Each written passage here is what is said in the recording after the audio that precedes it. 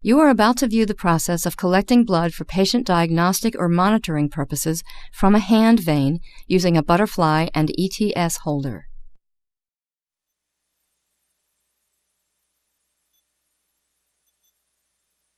Proper arm position is important to the comfort of the patient and success of the venipuncture. Support the hand on the bed or armrest. Have the patient bend the fingers slightly or make a fist. A tourniquet is necessary to increase venous filling and aid in vein selection. Apply it proximal to the wrist bone. A closed hand or clenched fist sometimes makes the veins easier to see and feel.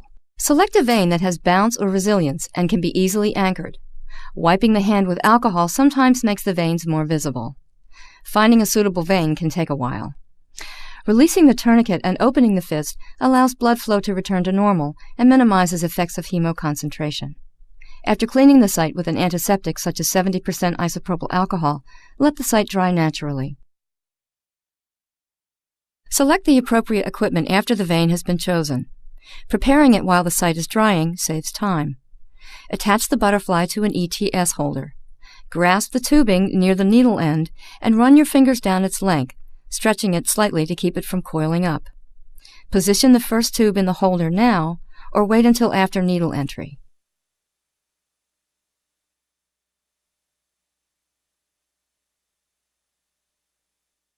The tourniquet aids needle entry.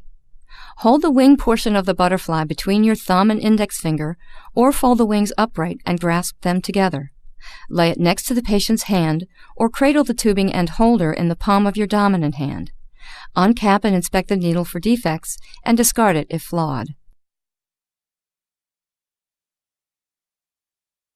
Insert the needle into the vein at a shallow angle between 10 and 15 degrees. A flash, or small amount of blood, will appear in the tubing when the needle is in the vein. Seat the needle by slightly threading it within the lumen of the vein to keep it from twisting back out of the vein if you let go of it. Blood will not flow until the needle pierces a tube stopper. Place a tube in the holder and push it onto the needle with a clockwise twist. It is important to use the holder flanges when advancing and removing the tubes, even when using a butterfly. You may release the tourniquet at this time if you feel there is adequate blood flow. Maintain tubing and holder below the site and position so that the tubes fill from the bottom up to prevent reflux. Fill additive tubes until the vacuum is exhausted to ensure correct blood-to-additive ratio. Mix the tubes immediately upon removal from the holder to prevent clot formation, using 3 to 8 gentle inversions, depending on tube type and manufacturer.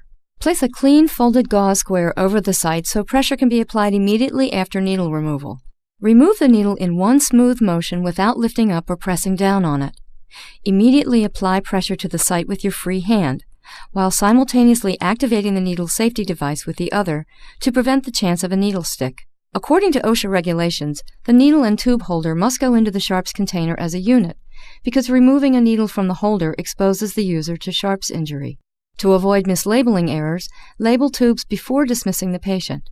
Follow special handling instructions.